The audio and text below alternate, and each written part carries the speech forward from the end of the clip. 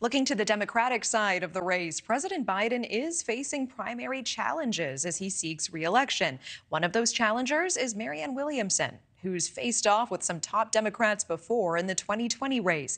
How will this year be different? We'll ask her. Joining us now is Marianne Williamson herself. It's good to see you. Thanks for being here.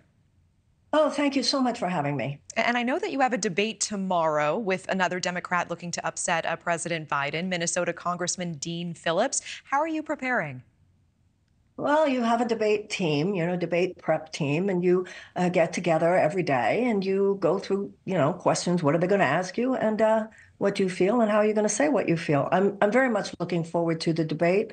I think it's going to be an exciting opportunity to show the people of New Hampshire and the people who are watching everywhere, not only who I am as a person, but what my agenda would be for the next 4 years in the White House. So I'm very much looking forward to it. How do you plan to beat President Biden?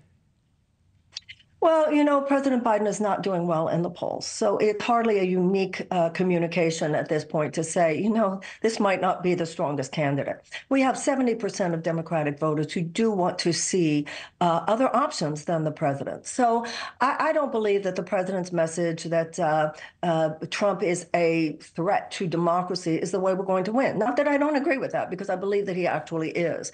However, we're going to win in 2024 by inspiring the American people, not by scaring the American people or warning the American people.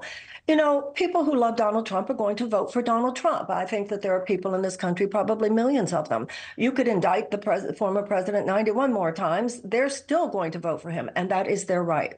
The danger electorally for Democrats in 2024 is not Donald Trump. It's people staying home.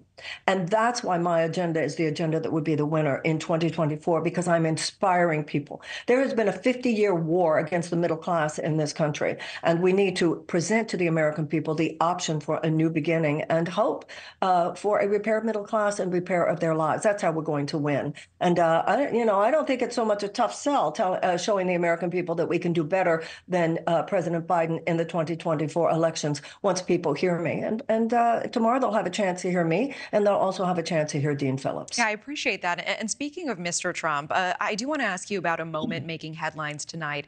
Trump this weekend mocking the late Senator John McCain for his disability sustained from serving his country. Let's take a quick look together. Obamacare is a catastrophe. Nobody talks about it. Without John McCain, we would have had it done.